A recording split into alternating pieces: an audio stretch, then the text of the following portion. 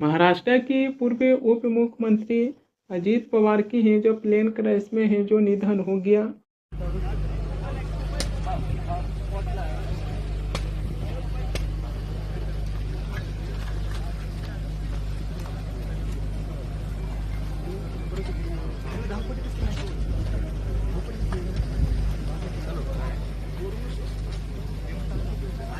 उनके जाने के बाद आज भी हैं जो ये सवालें उठाई जा रही है कि क्या अजीत पवार की प्लेन क्रैश के हादसा जो महज एक हादसा था या फिर इसके पीछे हैं जो कोई साजिश है जो दिखाई देती है।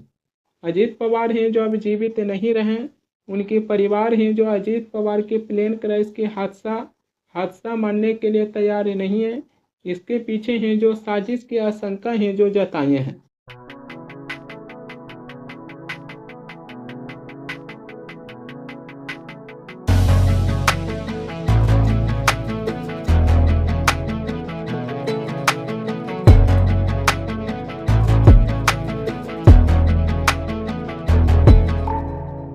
साजिश की बातें और तब स्पष्ट होती जा रही है जब ये कहा जा रहा है कि अजीत पवार के प्लेन क्रैश होने के साथ साथ प्लेन में जो ब्लैक बॉक्स रहता है वो भी जलने की बातें हैं जो निकलकर सामने आ रही है। अजीत पवार के निधन होने के बाद अब इसकी जांच है जो भारत की एयरक्राफ्ट एक्सीडेंट इन्वेस्टिगेशन ब्यूरो यानी कि AAIB हैं जो इसकी जांचें हैं जो कर रहे हैं।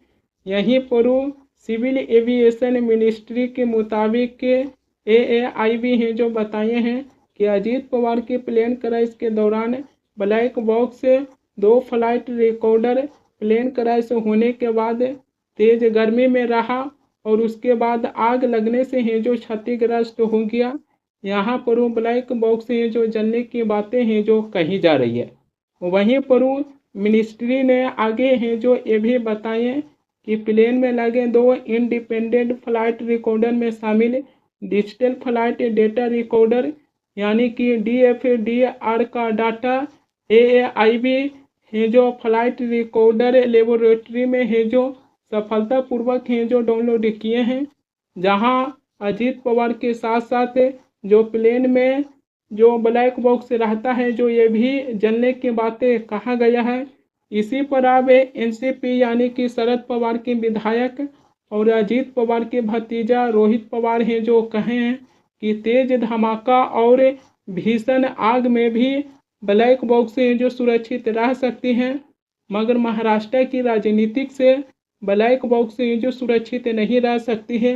यहाँ पर वो ब्लैक बॉक्स जो जलने की बातें कहा गया है इस पर सवालें हैं जो खड़ी किए हैं अजीत पवार के भतीजा रोहित पवार। अजीत पवार की प्लेन क्रैश होने के बाद जो ब्लैक बॉक्स हैं जो जलने की बातें हैं जो कही जा रही है, इसी को लेकर अगर कुछ एक्सपर्ट्स की बातें को माने तो एक्सपर्ट्स के मुताबिक ये पता चलती है कि 1100 डिग्री में 1 घंटा 260 डिग्री टेम्परेचर है जो 10 घंटा तक ब्लैक बॉक्स हैं जो झेल सकती है।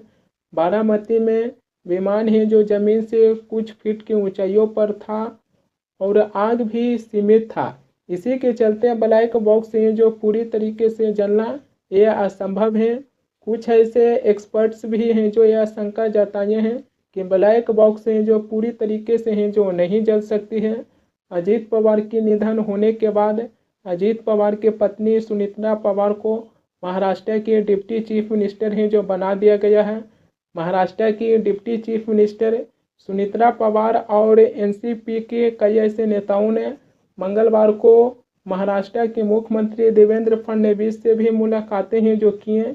इसी के साथ ही अजीत पवार की पत्नी सुनीता पवार हैं जो अजीत पवार की निधन जो प्लेन क्रैश में हुआ है जो अब इसकी जांच है जो CBI मांग है जो किए हैं कि CBI से हैं जो इसकी जांचें हैं जो कराई जाए।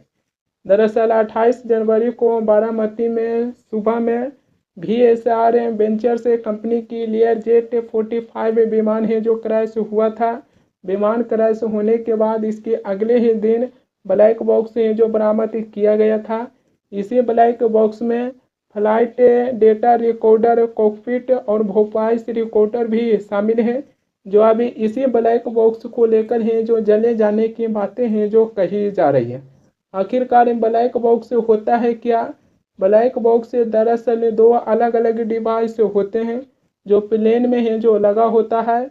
इसका काम होता है कि विमान की उड़ान से जुड़ी अहम जानकारियों को रिकॉर्ड करना होता है, जो अब उसी ब्लैक बॉक्स के माध्यम से है जो पता लगाई जा सकती है कि आखिरकार कैसे है जो विमान हादसा हुआ।